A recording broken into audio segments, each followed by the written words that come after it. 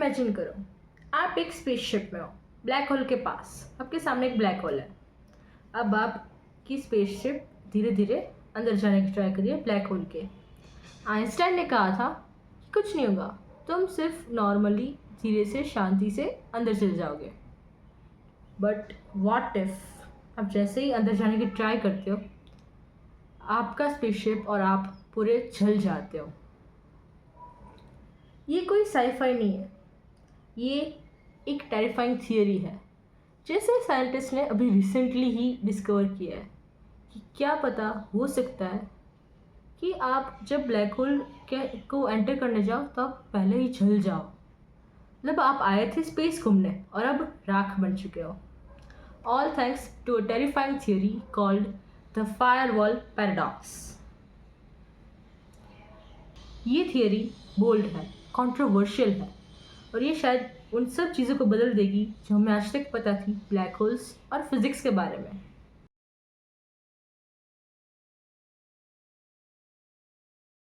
सबसे पहले black hole होता क्या है? ब्लैक होल जैसे कि हम सब जानते हैं एक कॉस्मिक एंटिटी है जिसकी ग्रेविटी इतनी ज़्यादा स्ट्रॉन्ग है कि उससे लाइट भी एस्केप नहीं कर सकती। आज तक हमें जितनी भी रिसर्च हुई है तो हमें इतना पता है कि स्पेस की सारी चीज़ें अपने अंदर ले लेती है अपनी स्ट्रॉन्ग ग्रेविटी की वजह से, और हम अभी भी श्योर नहीं है कि ये कहीं से भी बाहर निकलती है या नहीं निकलती, या शायद इसके अंदर एक पूरा इनफाइनाइट यूनिवर्स है जिसमें ये सब चीज़ें रहती है और इसका एक एज होता है। इस एज को कहते हैं हम इवेंट होराइजन। यहाँ से अंदर गया मतलब गायब।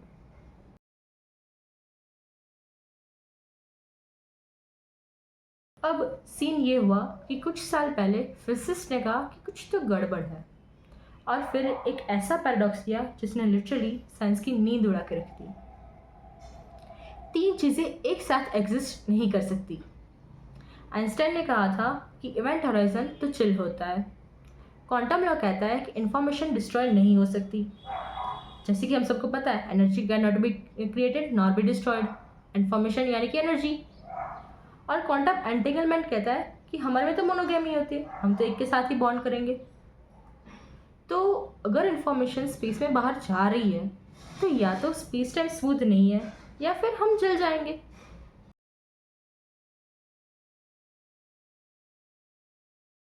सोचो, तुम एक एस्ट्रोनॉट हो। जैसे इवेंट होराइजन क्रॉस करते हो, बूम, तुम वेपर, मतलब लिटरली जल गया इंसान। ये फायर वॉल एक वॉल होती है हाई एनर्जी रेडिएशन की, जिसे छूने से पहले ही वो तुम्हें जला देगी, पूरा ख़त्म कर देगी। और अगर ये सच है तो फिर तो आइंस्टाइन की थ्योरी तो गई।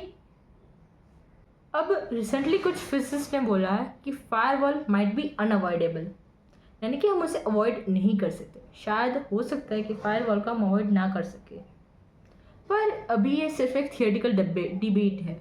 हमारे पास कोई प्रूफ नहीं है। जब तक हमारे पास प्रूफ नहीं है हम कुछ नहीं कह सकते। फायर वॉल शायद हो भी सकती है या फिर ना भी हो। शायद फायर वॉल अनअवॉइडेबल हो या फिर हम शायद उसे अवॉइड कर भी सके, शायद कुछ चीज़ों को यूज़ करके। You never know. आइंस्टाइन वाले कह रहे हैं कि होराइजन तो स्मूथ ही होगा, क्वांटम वाले कह रहे हैं कि इंफॉर्मेशन लॉस तो हो ही नहीं सकती यार, और कुछ लोग कह रहे हैं कि ब्लैक होल्स तो वैसे भी स्ट्रिंग ही होता है। और जो लोग कंफ्यूज्ड है या फिर हमसे ज़्यादा आगे के लेवल पे है वो कह रहे हैं कि सब कुछ एक जायंट वार्म होल है, चिल करो। आप किस टीम पे हो? आपको क्या लगता है? तो क्या आप रेडी हो एक यूनिवर्स के लिए जहाँ पे हर ब्लैक होल के अंदर एक फायर वॉल हो सकती है? सो फ्रेंड्स, आज का टॉपिक आपको कैसा लगा मुझे कमेंट्स करके ज़रूर बताइए। और ये सिर्फ एक थियरी है, अभी हमारे पास कुछ प्रूफ नहीं है। जैसे ही प्रूफ आएगा हम इसके बारे में और डिस्कस करेंगे। टिल देन मैं स्तुति आपको मिलती हूँ नए वीडियो में नए अमेजिंग कंसेप्ट के साथ। Till then keep looking up and stay curious.